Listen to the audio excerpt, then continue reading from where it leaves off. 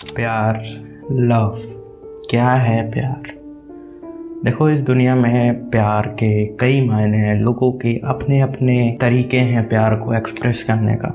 किसी के लिए प्यार है उसका करीब होना, तो किसी के लिए प्यार है उससे दूर एक पल भी ना रह पाना। किसी के लिए प्यार है उसके साथ कहीं दूर चले जाना, कहीं दूर घूमना। तो किसी के लिए प्यार है एक छोटी सी कुटिया, एक छोटे से घर में उसके साथ रहना। किसी के लिए प्यार है जन्मों जन्मों तक उसका साथ न छोड़ना।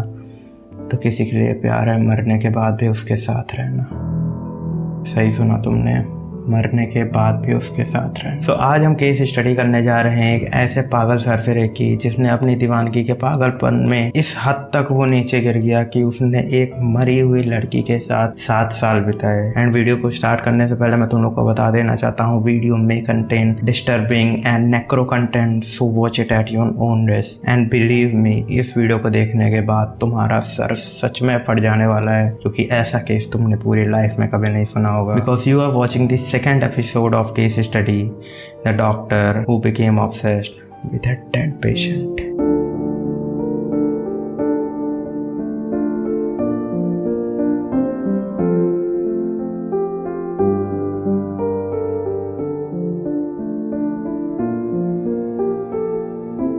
अब तुम इस केस को अच्छे से समझ पाओ, इसलिए let's have a short look on the history of this person कि ये एक्चुअली में था कौन। तो इस इंसान का नाम है कार्ल ट्रेंडलर, जिसका जन्म 1877 में प्रेसिडेंट जर्मनी में हुआ था। अब इस इंसान के पास्ट के बारे में उतनी इन्फॉर्मेशन तो नहीं है, क्योंकि इसका पास्ट बहुत ही ज़्यादा रहस्यमय था। बट ये वर्ल्ड वॉर फर्स्ट का टाइम था, जिसमें यूरोप में बहुत ही ज़्यादा तबाही मची हुई थी, जिसकी वजह से ऑब्वियसली कार्ल को भी बहुत सी टॉर्चर एंड यातनाएं सहनी पड़ी थी। और वॉर ख़त्म होने के बाद यूरोप पूरी तरीके से तबाह हो चुका था। सारी बिल्डिंग्स तबाह हो चुकी थी, जिसकी वजह से अनफॉर्चुनेटली कार्ल को अपनी बहन के पास शिफ्ट होना पड़ा, जो कि फ्लोरिडा में रहती थी, जहां पर उसकी मुलाकात होती है डोरिस एना स्क्रैफर से। अब मैं इस नाम को इतना ज़्यादा हाईलाइट क्यों कर रहा हूँ, क्योंकि ये वही लड़की थी जिससे आगे चल के कार्ल की शादी होती है। इससे कार्ल के 2 बच्चे होते हैं, आयशा एंड क्लारिस्टा। अब ड्यू टू डिप्थीरिया कुछ टाइम बाद ही क्लारिस्टा की मौत हो जाती है।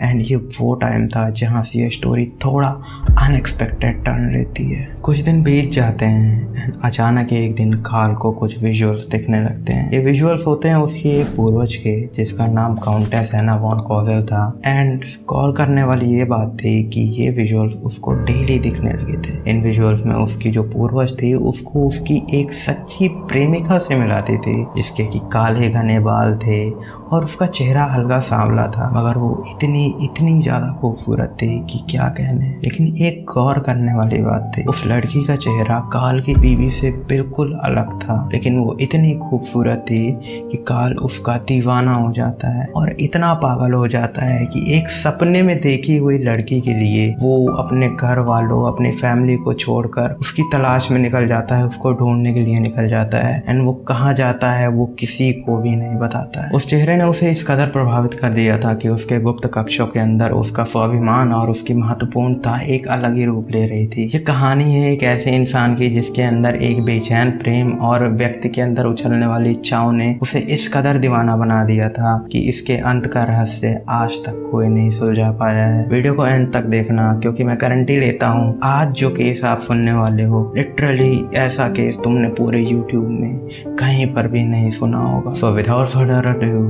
Let's start the video. Karl Marine hospital में एक डॉक्टर था एंड ऑन 14 अप्रैल 1930 उस हॉस्पिटल में एक लेडी आती हैं अपनी डॉटर के साथ। उस डॉटर की हालत बहुत ही ज़्यादा ख़राब थी और वो स्ट्रेचर पर पड़ी हुई थी। And now being a doctor, जब तुम अपने सामने ऐसा कोई पेशेंट देखोगे तो तुम क्या करोगे? तुम्हारा पहला रिएक्शन क्या होगा? ऑब्वियसली तुम उसे स्ट्रेचर से लेकर क्लिनिक सेंटर में जाओगे और उसका ट्रीटमेंट करोगे, उसका चेकअप करोगे। But Karl was stuck like a dead dog. वो उस लड़की को घूरे जा रहा था, देखे जा रहा था, मानो जैसे उसके आसपास क्या हो रहा है उसको कुछ पता ही नहीं। वो बस उस लड़की को घूरे जा रहा था। एंड द फर्स्ट पार्ट है, इस लड़की का चेहरा वैसा ही था जैसा उसको उसके सपने में उसकी एंसेस्टर दिखाती थी। ये वही लड़की थी जिससे वो इतना प्यार करता था। ये वही लड़की थी जिसके पागलपन के चक्कर में उसने अपनी बेटी को, अपने परिवार को, सबको छोड़ दिया।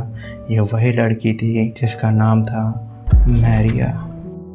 मारिया का पूरा नाम मारिया एलिना डे होयोस था। एलिना एक मैरिड वुमेन थी, but due to her miscarriage उसके पति ने उसको छोड़ दिया था, जिसके बाद वो अपनी पूरी जिंदगी अपने माँ के साथ ही रहती थी। अब एलेना जब हॉस्पिटल में आई तो उसकी हालत बहुत ही ज्यादा खराब थी एंड डायग्नोसिस करने के बाद पता चला कि उसको ट्यूबरकुलोसिस नामक बीमारी है, जिसका उस समय कोई भी इलाज नहीं था। उस समय जिस भी इंसान को ये बीमारी होती थी उसकी मौत निश्चित थी एंड इवन एलिना के परिवार में भी कई लोगों की मौत इसी बीमारी के कारण हुई थी। Now Karl been so obsessed with her, उसने अपनी पूरी जान लगा दी एलिना की जान बचाने के लिए। उसको जितना भी मेडिकल का ज्ञान था उसने अपना सारा लगा दिया एंड मेडिकल को छोड़ के भी उसने काफी सारी औषधि को भी ट्राई किया उसकी जान बचाने के लिए। ये वो टाइम था जब तक कार्ल उसके चेहरे से इतना ज्यादा ऑब्सेस्ड हो चुका था कि उसके अंदर कुछ अनहेल्थी डिजायर्स पैदा होने लगे थे।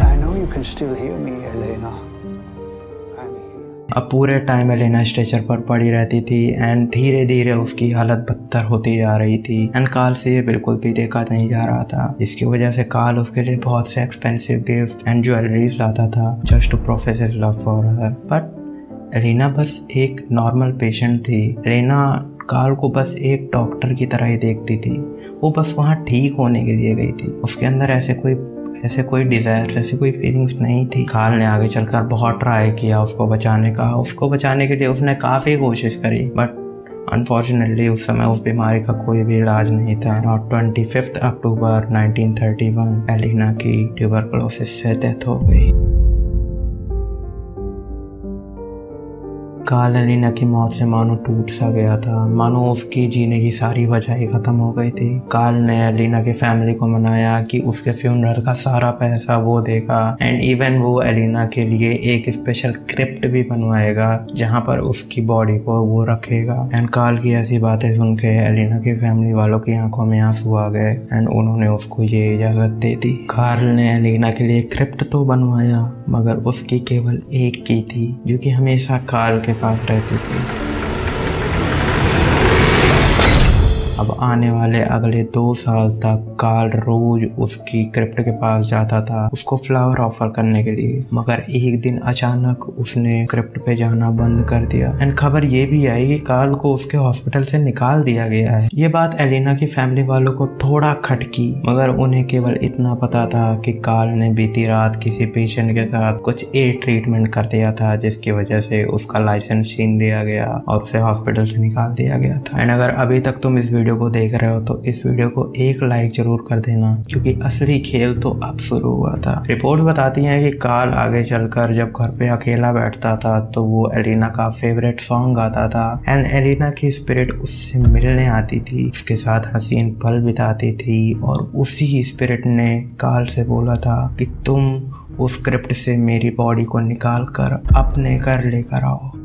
अब कार्ल उसकी बॉडी को उस क्रिप्ट से निकाल कर एक टॉय ट्रक में रात में अपने घर लेकर आता है। कार्ल उसकी बॉडी की साफ सफाई करता है, उसको नए नए कपड़े पहनाता है, एक्सपेंसिव ज्वेलरीज पहनाता है एंड उसके साथ टाइम स्पेंड करने लगता है। अब अगर तुमको बायोलॉजी का हल्का फुल्का भी ज्ञान होगा या फिर तुमको डेड बॉडी की हल्की फुल्की भी परख होगी तो तुमको पता होगा कि एक इंसान के मरने के बाद उसके बॉडी में बहुत सारी गैसेस का प्रोडक्शन होने लगता है एंड उस बॉडी पे माइक्रोब्स भी एक्ट करने लगते हैं उसको डिके करने के लिए, सड़ाने के लिए। अब बीइंग अ डॉक्टर कार्ल के पास इस चीज का भी तरीका था। कार्ल ने इस समस्या को टैकल करने के लिए कई सारे प्रिजर्वेटिव मेथड्स को यूज करा। सबसे पहले तो उसने एलिना की बोन्स को पियानो स्ट्रिंग से जोड़ दिया। उसकी बॉडी डिके करने लगी थी, उसके आई बॉल्स डिके हो चुके थे, पूरी तरह से गल चुके थे, तो उसने रेडीमेड आई बॉल्स मंगवाई और उसको उसकी आई सॉकेट में फिट कर दिया। Now you can see me.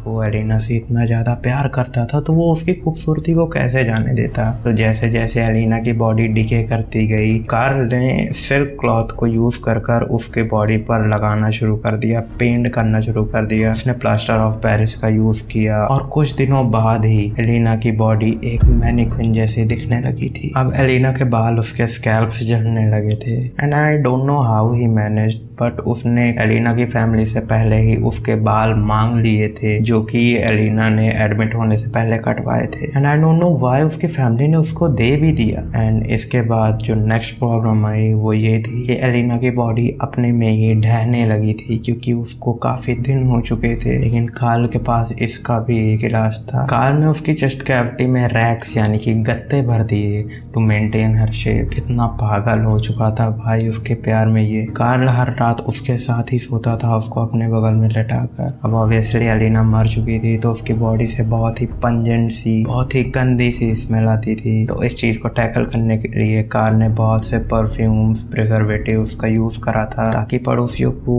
उसकी महक से पता न चल सके। इस तरह उसने एलिना की बॉडी के साथ पूरे 7 साल बिताए। Can you imagine that?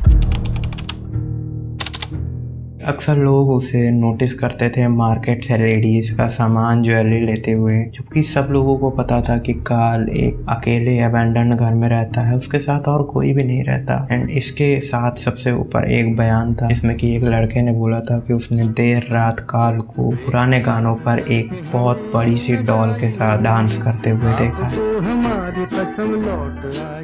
अब ये बात एलिना की फैमिली को थोड़ा खटकी। उनको लगा कि कुछ तो गड़बड़ है। एंड इसी चीज का पता लगाने के लिए एलिना की सिस्टर कार्ल के घर पहुंची। एंड उसने जो देखा सुन के तुम्हारी फट के चार हो जाएगी। कार्ल उस मैनिक्विन को अपनी बाहों में उठाकर उसको किस करते हुए पुराने गानों पर डांस कर रहा था। अब ये देख कर उसकी बहन तेज से चिल्लाई और वो सीधा भागते हुए पुलिस स्टेशन गई। एंड उसने सारा सच बता दिया। पुलिस ने भी इस वारदात को सीरियसली लिया और वो वारदात पर सीधे पहुंची और उसने कार्ल को रंगे हाथों पकड़ा और उसे अरेस्ट कर लिया। एंड रुको वो स्टोरी यहाँ पर खत्म नहीं हुई है। असली स्टोरी तो अब यहाँ से शुरू होती है। ड्यूरिंग हिज ट्रायल कार्ल ने पुलिस को बताया कि वो एक स्पेसशिप बनाने की तैयारी कर रहा था, जिससे कि वो एलिना की बॉडी को स्पेस में लेकर जाता एंड रेडिएशन का यूज कर वो एलिना को दोबारा जिंदा करता। जो कि ये पुलिस को ऑब्वियसली सुनकर यही लगा कि ये हमें पागल बना रहा है। But bro, he was not a फूल,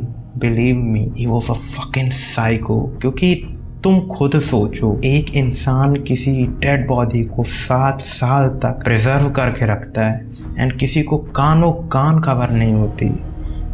ये एक आम इंसान के बिल्कुल भी बस की बात नहीं है। एंड अब मैं जो ये बात बोलने वाला हूँ, ये बोलते हुए मुझे खुद को शर्म आ रही है। जब एलिना की ऑटोप्सी रिपोर्ट सामने आई तो उसमें पता चला कि उस इंसान ने एलिना की लोअर बॉडी में एक वेजाइनल ट्यूब इंसर्ट करी थी एंड उस ट्यूब में रिसेंट सीमेंट ट्रेसेस भी पाए गए थे। मतलब वो उस बॉडी के साथ सिर्फ सोता ही नहीं था, उसके साथ वो, मैं नहीं बोल सकता। जल्द ही आगे चलकर उसके सारे चार्जेस ड्रॉप कर दिए गए। आई डोंट नो व्हाई, मुझे लॉ की उतनी जानकारी नहीं है, बट उसका ट्रायल एक्सपायर हो चुका था जिसकी वजह से उसके सारे चार्जेस ड्रॉप कर दिए गए। एंड एलिना की फैमिली के कहने पर उसकी बॉडी को एक अननोन जगह पर दफना दिया गया, इसके बारे में किसी को नहीं पता था। अब यहाँ सबसे ज़्यादा सरप्राइज करने वाली बात ये थी कि ये न्यूज़ जैसे ही वर्ल्ड में आउटरीच हुई, सब जगह फैली, तो लोग गुस्सा या आक्रोश दिखाने के बजाय इस चीज को मिसाल के तौर पे देखने लगे। वो इस चीज की मिसाल मानने लगे कि